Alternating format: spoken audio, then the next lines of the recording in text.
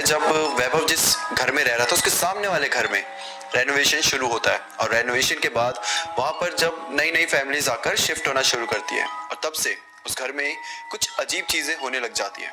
कुछ ऐसी चीजें जो बिल्कुल भी नॉर्मल नहीं थी और जो बहुत ज्यादा डरावनी थी। तो अब हम स्टोरी को शुरू करते हैं। ये कहानी है भोपाल की गलियों में एक ऐसा घर भी था जो काफी टाइम के लिए खाली पड़ा हुआ था और ये घर वैभव के सामने वाला ही घर था। वैभव के घर के जस्ट सामने वाला घर। वहां पर एक बार की बात है कि एक शर्मा फैमिली आती है, ठीक है। और शर्मा फैमिली आती है और वो रेंट के लिए एक ऐसे ही घर ढूंढ रही थी जहां पर वो आराम से अपने बीवी बच्चों के साथ टिक सके। कई घरों को देखने के बाद फाइनली वो इस घर में आती है जो वैभव के सामने वाला घर था। वहां पे देखती है तो घर ना बाहर से काफी पुराना लग रहा था, लेकिन जब वो अंदर जाती है तो अंदर से काफी नया था, रेनोवेट करा गया था। अंदर से काफी अच्छा पेंट करा गया था, फर्नीचर अच्छे अच्छे मतलब डाले गए थे, तो सब कुछ वहाँ पे अच्छा था। तो जो शर्मा जी होते हैं उनका नाम रहता है राहुल। तो जो राहुल होते हैं वो अब जो उन्हें लेकर आया था प्रॉपर्टी डीलर, उससे कहते हैं कि हाँ यार घर तो काफी अच्छा है और काफी रेनोवेट भी करा गया है, लेकिन इसका प्राइस काफी कम है, ऐसा क्यों? तो वो बोलता है भाई मुझे नहीं पता ये सब, अब ये तो आप सीधा ओनर से जाकर पूछो। ओनर ऊपर वाले फ्लोर में रहता था, तो ये जाते हैं ऊपर वाले फ्लोर में जाकर ओनर से मिलते हैं। राहुल ओनर से बोलता है कि सर आपका घर तो काफी अच्छा है और मुझे मेरे पूरे परिवार को अच्छा लगा, बट आप हमें ये बताइए कि आपने इतना कम प्राइस क्यों रखा? मतलब हमने जितने घर देखे वो इससे कम ही अच्छे थे और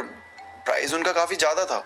तो जो ओनर होता है वो बोलता है कि मेरा यार एक्चुअली क्या था, मेरा घर ना काफी टाइम से खाली पड़ा है, मुझे बस कोई चाहिए जो बस रहकर इसकी देखभाल कर सके, क्योंकि ऐसा आप देख सकते हो हमने रेनोवेट करा है और उसकी वजह भी ये थी कि यहाँ कोई रहता ही नहीं था। गंदगी ये वो धूल मिट्टी हर दिन आती रहती थी और हम भी हर दिन तो साफ नहीं कर सकते, हम अपने भी काम में बिजी रहते हैं। और यही एक कारण था कि हमने सोचा कि चाहे कम प्राइस हो जाए लेकिन 4 लोग रहेंगे तो कम से कम घर अच्छे से मेंटेन रहेगा, और इसीलिए हमने प्राइस कम करा है। राहुल बोलता है कि हाँ मेक सेंस, तो ठीक है अब से हम रहने लग जाते हैं, हमें बड़ा अच्छा लगा, ये हमारी पूरी फैमिली को अच्छा लगा, तो अब से हम आपके यहाँ रहेंगे, आप हमारे साथ, आपको जो भी कॉन्ट्रैक्ट साइन वाइन कराना है आप करवा दीजिए। अब राहुल अपनी पूरी फैमिली के साथ यहाँ नीचे वाले फ्लोर में, ये ग्राउंड फ्लोर था, वहां पर शिफ्ट हो जाता है। अब राहुल के शिफ्ट होने के बाद कुछ दिन तो काफी अच्छे जाते हैं। राहुल अपने ऑफिस जाया करता था, राहुल के बच्चे स्कूल जाया करते थे और राहुल की जो वाइफ थी निशा वो घर में ही रहा करती थी, वो हाउस वाइफ थी। अब एक बार की बात है, राहुल की जो बेटी थी वो नॉर्मली पढ़ाई कर रही थी और पढ़ाई करते करते करीबन 1 बज गए थे रात के, उसके पेपर आने वाले थे और वो काइंड ऑफ टॉपर भी थी अपनी क्लास की, तो ज्यादा ही पढ़ा करती थी। तो 1 बज गए थे, वो पढ़े जा रही है। 1 बजे उसे अचानक से जो किचन नहीं था उनका, जो किचन था वहां से कुछ जलने की स्मेल आती है। अब जब उसे स्मेल आती है तो सोचती है कि भाई कहीं गैस लीक तो नहीं कर रही या फिर कहीं हमने गैस ढंग से बंद ना करी हो, तो भागते हुए किचन की तरफ जाती है। जैसे किचन की तरफ पहुंचती है वो देखती है कि सब कुछ ठीक है, मतलब गैस बंद है, लीक भी नहीं कर रही, कुछ भी नहीं हो रहा, लेकिन अभी भी उसे ना वो स्मेल आई जा रही है। फिर वो थोड़ी नीचे की साइड झुक कर वो चीजें हटाकर, मतलब जहां से वो पर्टिकुलरली जिस जगह से स्मेल आ रही थी उस साइड देखती है तो वहां उसे कुछ धुआं सा दिखता है। तो वो थोड़ी हैरान हो जाती है कि चल तो नहीं गया यहाँ पर। अब वो हर जगह देख रही है, उसे समझ नहीं आ रहा। अब वो चीजें हटा रही है तो जो जैसे बोतलें रखी हुई थी वहां पर और भी चीजें सामान रखे हुए थे किचन में, जैसे हमने रखे होते हैं बर्तन, तो जब हट रहे थे तो आवाज आ रही थी, जिसकी वजह से राहुल और उसकी वाइफ दोनों जाग जाते हैं कि भाई ये आवाज कहाँ से आ रही है। देखते तो किचन से आ रही होती है, भागे हुए जाते हैं, वहाँ पे उनकी बेटी लगी हुई है चीजें हटाने में। उससे पूछते हैं कि बेटा तुम क्या कर रहे हो यहाँ पर? तो बताती है कि आपको स्मेल नहीं आ रही क्या? कुछ धुआं सा देखो, मुझे दिखाई भी दे रहा है। ये दोनों देखते हैं तो वहाँ कोई धुआं नहीं होता, कोई स्मेल नहीं आ रही होती। तो ये बोलते कि हमें तो ऐसा कुछ भी नहीं आ रहा, तुम्हें कहाँ से आ रही है ये सब? तो बोलती है अरे आ तो रही है, मतलब उसे अभी भी स्मेल आ रही है। और वो इन्हें कन्विंस कर रहे हैं कि आ तो रही है, ध्यान से मतलब फोकस करो, सूंघने की कोशिश करो, आ रही है। और वो दोनों बोल रहे हैं कि ऐसा कुछ भी नहीं है, तुम्हें पता नहीं क्या हो गया है, तुम उठो और चलो, फालतू में 1 बजे तुम जाग रही हो, जाके सो जाओ। वो कन्विंस करने की कोशिश भी कर रही है, अरे आपको क्यों समझ नहीं आ रहा, मतलब मुझे आ रही है स्मेल और इतनी स्ट्रांग आ रही है कि एक्चुअली कुछ जल रहा है, सीरियस चीज भी हो सकती है, पूरे घर में आग लग सकती है। वो दोनों बोल रहे हैं कि ऐसा कुछ भी नहीं है भाई, तुम जाके सो जाओ, तुम पागल मत हो। और फिर राहुल से डांट वाट के भेज देता है। जब भेजता है तो एक बार फिर खुद भी चेक कर लेता है कि कहीं सही में वो सच तो नहीं बोल रही। सब कुछ चेक करके देखता है कि कुछ नहीं चल रहा, कोई स्मेल नहीं आ रही। तो वो दोनों भी वहां से चले जाते हैं। रात बीत जाती है, अब आता है अगले दिन। अब राहुल की जो वाइफ होती है उनको भी स्मेल आने लग जाती है और साथ में राहुल को भी आती है। दोनों फिर जाते हैं किचन की तरफ, सब कुछ ठीक है। अब इन्हें एकदम से हिट करता है कि कल रात को हमारी बेटी को भी सेम स्मेल आई थी और अब हमें भी आ रही है। अब ये दोनों क्या सोचते हैं कि बाहर किसी ने कुछ जलाया होगा और उसी की स्मेल ऐसे घूमते फिरते यहाँ तक आ गई है। राहुल बाहर जाकर देखता है, गेट के बाहर सब कुछ शांत था, कोई ऐसी स्मेल नहीं थी, कुछ धुआं नहीं था, कुछ भी नहीं था। तो इन्हें समझ नहीं आ रहा कि अगर स्मेल आ भी रही है तो आ कहाँ से रही है। पर ज्यादा ये इस पे जोर भी नहीं देते, ध्यान नहीं देते और उसके बाद बोलते हैं कि छोड़ो जाने दो, कल देखते हैं। करके फिर ये ऐसा पूरा दिन निकल जाता है। अब ऐसे करते करते धीरे धीरे चीजें और ज्यादा वर्स्ट होने लग जाती है। एक रात की बात है, पूरी फैमिली सो रही है, करीबन 2-3 बजे हुए हैं और एकदम से एक चीख सुनाई देती है ना, बहुत तेजी से, बहुत जोर से। एकदम सब उठ जाते हैं, अचानक से उठ गए हैं, दिल की धड़कनें तेज हो गई है कि भाई ये क्या था, कुछ हो गया क्या, बाहर कोई लड़ गया या किसी को कुछ हो गया। मतलब ऐसा लग रहा था कि कोई बहुत दर्द में है। बाहर जाकर देखते तो पूरी गली शांत है, कोई बाहर नहीं आया, पूरी लाइट्स ऑफ है, सिर्फ वो जो स्ट्रीट लाइट्स होती है उसी की रोशनी आ रही है। मतलब ये बड़ी हैरानी की बात थी, क्योंकि इतने जोर से अगर चीखने की आवाज आती है ना तो अगल बगल वाले सब आ जाते हैं बालकनी में कि भाई क्या हो गया देखने के लिए, बट अभी कोई भी नहीं आया था, सब सो रहे हैं, सिर्फ शर्मा जी और उसका पूरा परिवार बाहर देख रहा है। अजीब बात थी।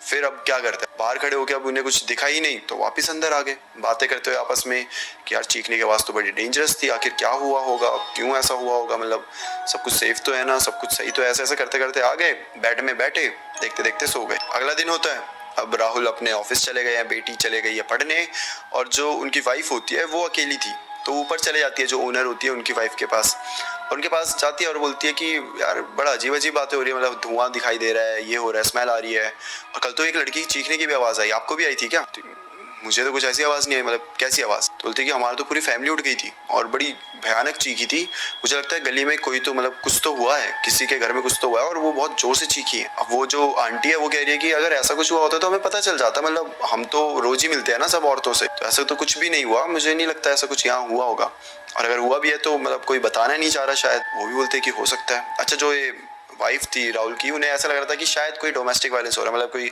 पति वती ने अपनी पत्नी वत्नी को पीटा वीटा होगा और फिर अगले दिन सब कुछ सॉर्ट हो गया होगा। बाहर आके तो कोई बताता नहीं ना कि हमारे घर में ये सब चल रहा है, बस जब पीटा होगा तो बेचारी चिल्लाई होगी दर्द में, तो वो ऐसा सोच के चल रहे थे। और वो क्या, पूरा राहुल, उसकी बेटी, सबको यही लग रहा था कि यही केस होगा, तो ये लोग भी मतलब जाने देते कि ठीक है यार, ज्यादा किसी के मामले में क्या घुसे। अब ये तो थे दो किस्से, एक धुआं वाला और एक चीख वाला, लेकिन इसके बाद जो हो रहा था वो कुछ ऐसा किस्सा था जो किसी को ऐसे हिट नहीं कर रहा था कि ये क्या हुआ टाइप, लेकिन वो धीरे धीरे ना उस पूरी फैमिली को इम्पैक्ट कर रहा था। एक्चुअली क्या हो रहा था कि पूरी फैमिली, मतलब राहुल, उसकी वाइफ, उसकी बेटी, तीनों का बिहेवियर धीरे धीरे बदलने लगा था। राहुल की बेटी जो इतनी पढ़ाकू थी, मैंने शुरू में बताया था, वो रात के 1-1 बजे तक पढ़ती थी, वो अचानक से ऐसी हो गई थी कि मुझे पढ़ना ही नहीं है, मुझे स्कूल भी नहीं जाना, बस खेलने में ध्यान है। मतलब खेलना भी ऐसा नहीं कि मोबाइल में लगी है या फिर बाहर दोस्तों के साथ, ऐसा कुछ भी नहीं, बस अकेले बैठी हुई है, और वो होती नहीं, वो जमीन पे ऐसे हाथ रख के आओ, मतलब वो चिड़िया उड़ते होता है, मतलब ऐसे कुछ अजीब अजीब सी गेम्स वो खेल रही है अकेले में ही। जो उसकी वाइफ है वो बड़ी अजीब हो गई, शांत शांत बैठी हुई है। अगर आपके घर में कोई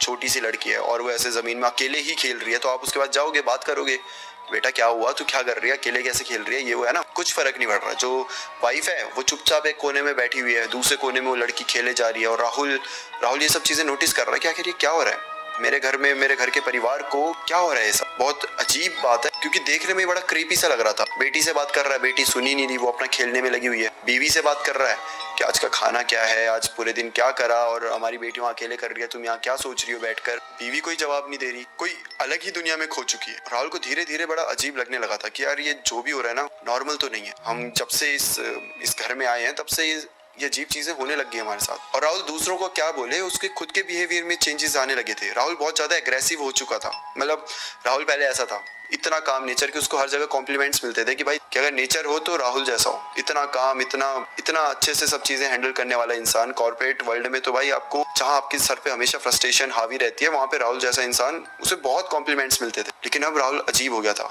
अपने कोवर्कर से लड़ना, अपने जो जूनियर्स थे उनको डांटना, इनफैक्ट सीनियर्स तक से लड़ जाना, ये सारे चेंजेस राहुल के बिहेवियर में आ रहे थे और राहुल को ये सारी चीजें समझ भी आ रही थी। अब राहुल क्या करता है, अपनी बेटी के पास जाकर बैठ जाता है और उससे बात करने की कोशिश करता है कि बेटा तुम अकेले किसके साथ खेलते रहते हो, तुम मेरे साथ आकर खेलो, मैं तुम्हारे साथ खेलूंगा।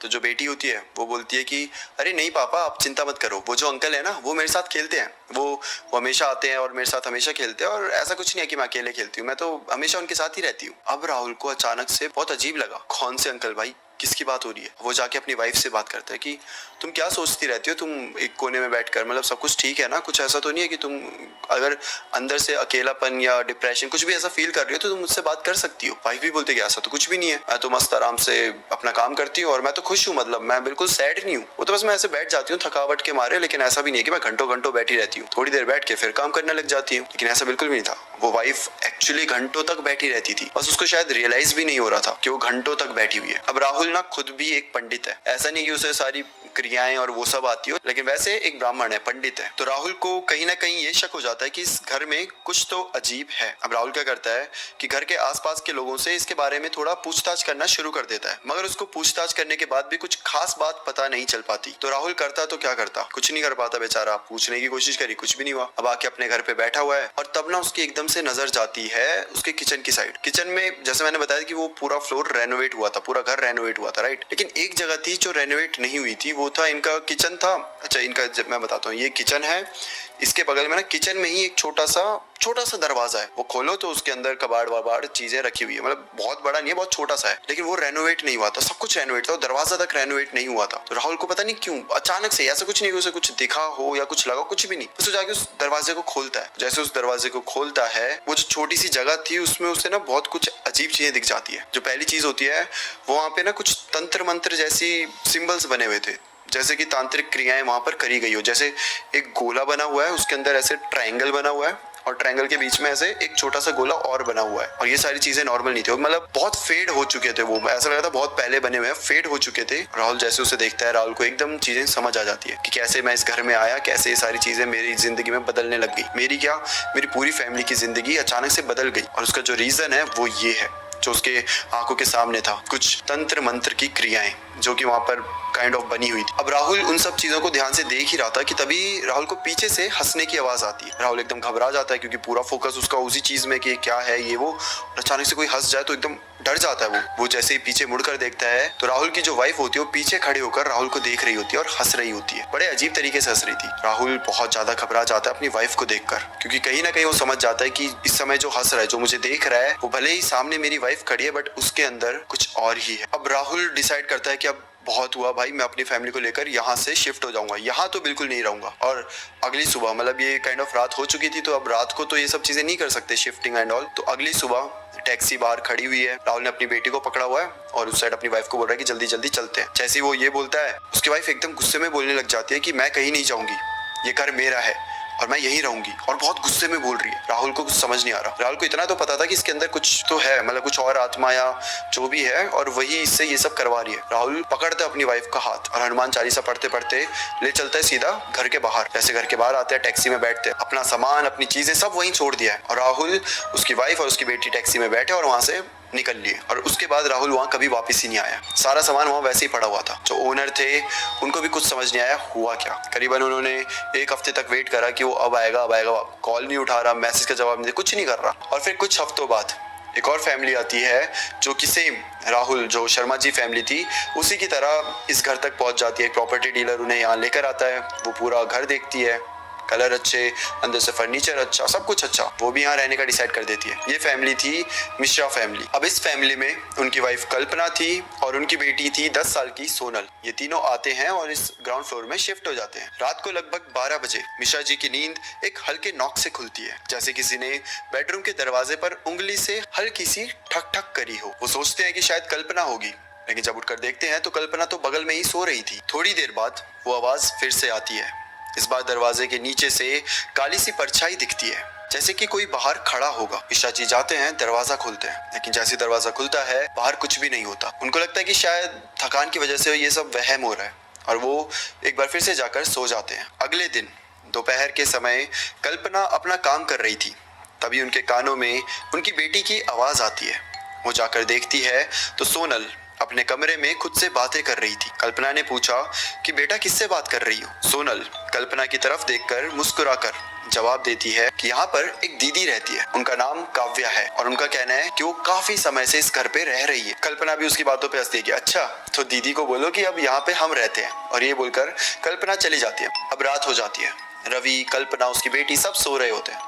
कि अचानक से रवि की नींद खुल जाती है क्योंकि उसका तकिया ना एकदम गीला हो गया था। उसे फील हो रहा था इतना गीला कि ऐसा मानो कि उसे ऐसा करो ना तो पानी निचोड़ जाए पूरा। वो फ्लैश लाइट ऑन करके तकिए को देखता है तो एकदम हैरान हो जाता है क्योंकि तकिया एकदम लाल हो चुका था। दरअसल वो गीला पानी की वजह से नहीं बल्कि खून की वजह से था। रवि चिल्ला देता है, कल्पना को उठा देता है। कल्पना भी उठती है कि क्या हो गया करके। रवि बोलता है कि तकिए को देख, तकिया पे खून है पूरा। कल्पना देखती है तो ऐसा कुछ भी नहीं था, एकदम सही था और कोई गीला भी नहीं था, बिल्कुल नॉर्मल सूखा हुआ। कल्पना बोलती है कि तुम पागल वागल हो गए क्या, रात को भी सपना अपना देख लिया होगा और उसकी वजह से तुम्हें ऐसा लग रहा है, सब कुछ ठीक है, तुम सो जाओ। लेकिन रवि, जिसने पिछली बार याद है नॉकिंग की आवाज सुनी थी और तब उसने ऐसे इग्नोर कर दिया था कि वहम होगा, अगली रात को ये सब हो रहा है तो अब वो इग्नोर नहीं कर रहा। उसे लग रहा है कि कुछ तो गलत है। मतलब 2 रात को 2 अलग अलग चीजें, भाई इतना रियलिस्टिक तो नहीं हो सकती। अब इग्नोर ना भी करे तो क्या ही कर सकता है। तो बस ऐसे लेटा हुआ है कि तभी उसे ना ऐसे किसी बच्चे की गुनगुनाने की आवाज आ जाती है। रवि वापस उठता है, अपनी बेटी को देखता है तो बेटी तो सो रही है। अगर बेटी सो रही है तो इतनी रात को किसी बच्ची की गुनगुनाने की आवाज रवि के कानों तक कैसे आ रही। रवि को बड़ा अजीब लगता है कि घर में दूसरी बच्ची कहाँ से आई। उठ कर जाकर चेक करने की कोशिश करता है कि तभी रवि की जो बेटी होती है सोनल, वो एकदम उठ जाती है और रवि को ऐसे रोक लेती है, उसका हाथ पकड़ लेती है और बोलती है कि पापा वो ना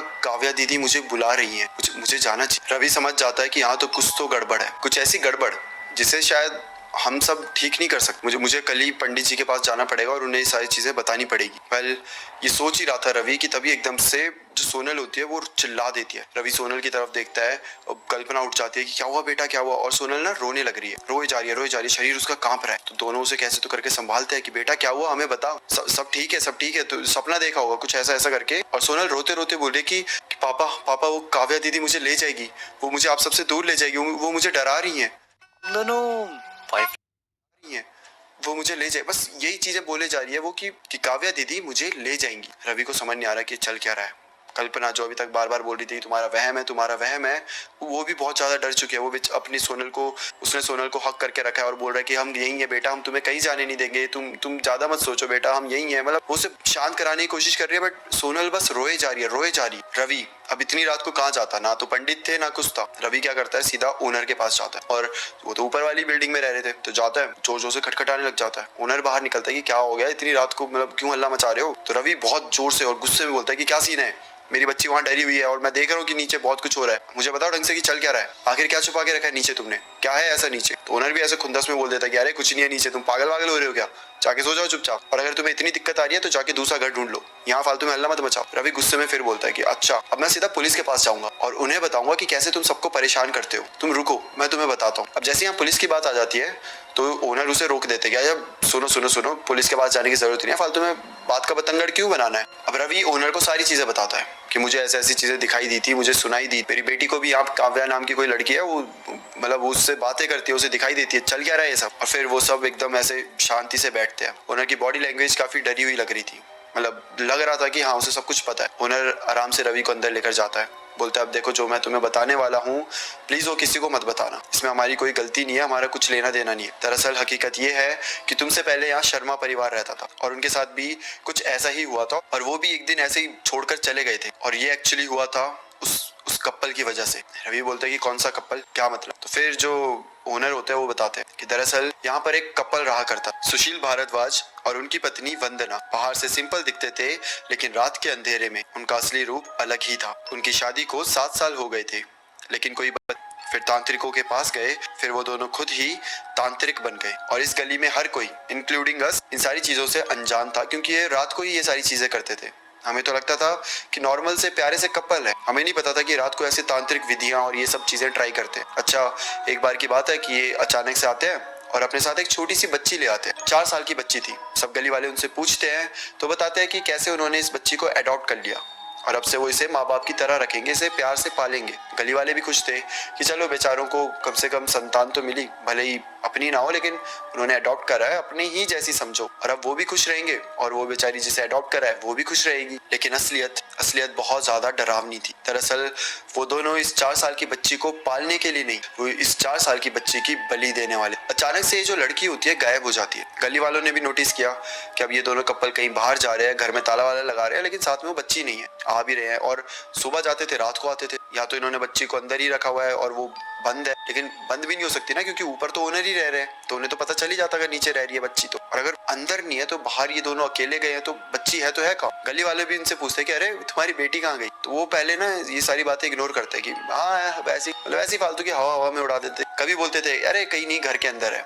कभी बोलते कि अरे दोस्त के पास है, हमने वहाँ छोड़ दिया था, एक्चुअली आज हमें अर्जेंटली कहीं जाना था तो दोस्त के पास ही हमने छोड़ दिया। और ऐसे ऐसे करके इन्होंने टालने की बड़ी कोशिश करी, और फिर एक दिन ये दोनों इस घर को छोड़कर चले जाते। कोई आता नहीं, कोई पता नहीं कुछ। अब ये कपल तो गायब हो गया, लेकिन अब नीचे वाले फ्लोर से बहुत ज्यादा बदबू आने लगी, इतनी कि बर्दाश्त से बाहर होने लगी। और फिर जो ऊपर ओनर्स रह रहे थे वो लोगों को बुलाते हैं, साफ सफाई करवाते हैं। और जब साफ सफाई करते हैं तो साफ सफाई करने वाले लोगों को क्या दिखता है कि किचन के अंदर जो वो गेट था उसके अंदर एक बॉडी पड़ी हुई थी, एक 4 साल के बच्ची की बॉडी। और ये बच्ची वही थी जिसे इस कपल ने अडॉप्ट करा हुआ था। जैसे ये बात ओनर्स को पता चलती है वो पागल हो जाते हैं, क्योंकि कत्ल करने वाले गायब है और उनके घर में एक बॉडी थी, लिटरली एक बॉडी। ओनर्स क्या करते हैं, जो ये 2-3 थे लोग जो साफ सफाई कर रहे थे, बेचारे लेबर वर्क पे लेकर आए थे, तो क्या करते हैं कि इन्हें ना बहुत सारा पैसा दे देते और बोलते हैं कि तुम ये चीजें किसी को नहीं बताओ, अगर बताओगे तो पैसे वापस ले लेंगे। वो भी बोल देते हैं कि ठीक है, हमें तो पैसे मिल गए, हम क्या ही बताएं, कुछ नहीं करेंगे, हम चले जाएंगे यहाँ से। उसके बाद वो लोग वहां से चले जाते हैं। अब ये लेबर जो होते हैं, 3 लेबर थे, ये खुद तो जाते हैं, साथ में बॉडी भी लेकर चले जाते हैं और फिर उसको कहीं तो दफना के आ जाते हैं। और फिर ओनर क्या करता है, पूरे जो नीचे का ग्राउंड फ्लोर था उसका पूरा रेनोवेशन ही नहीं है। किसी को ये आइडिया तक नहीं था, वो तो सब यही सोच रहे थे कि बच्ची को लेकर वो कपल कहीं चले गए होंगे और अपनी जिंदगी अच्छे से जी रहे हैं। और फिर वो ओनर बताते हैं कि हमने भी गली में किसी को नहीं बताया, क्योंकि बताते तो बहुत कुछ पुलिस केस ये सब कुछ बन जाता और हमें सब नहीं चाहिए था, जिसकी वजह से हमने बस यहाँ पे रेंट पे चढ़ाने लग गए लोगों को और हम भी नॉर्मल जिंदगी जीने लग गए थे। लेकिन जब वो शर्मा जी की फैमिली आई थी तब हमें थोड़ा आइडिया हो गया था कि जब वो रात को उठ रहे हैं, आधी रात को एक दूसरे से बातें कर रहे हैं, हम सुनते थे, हमें आइडिया लग रहा था कि उन्हें क्या चीज़ें सुनाई दे रही है और उन्हें क्या फील हो रहा है। लेकिन हम ऐसा एक्ट करते थे कि यहाँ कुछ है ही नहीं, यहाँ तो सब कुछ नॉर्मल है। जैसे कि उसे किसी के चीखने की आवाज़ें आई थी, उसने ओनर की बीवी को आके बताया भी था, शर्मा जी की जो वाइफ थी, तो इन्होंने ऐसा एक्ट करा कि यहाँ तो ऐसा कुछ है ही नहीं। लेकिन असल में इन्हें सब कुछ पता था, इन्हें डर भी लग रहा था कि हमारे घर में लिटरली एक भूत घूम रहा है, एक 4 साल की छोटी सी लड़की का भूत। उसके बाद शर्मा जी की फैमिली भी अचानक से गायब हो जाती है,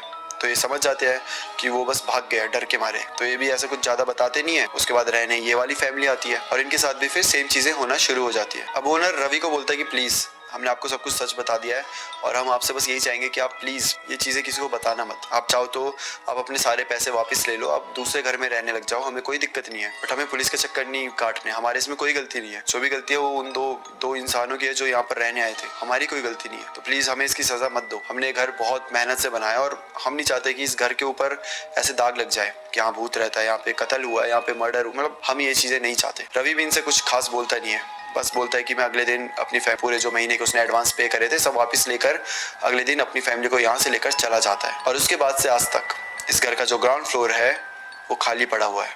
करीबन 4-5 साल हो चुके हैं इस बात को, 4-5 साल से ये पूरा ग्राउंड फ्लोर खाली पड़ा हुआ है।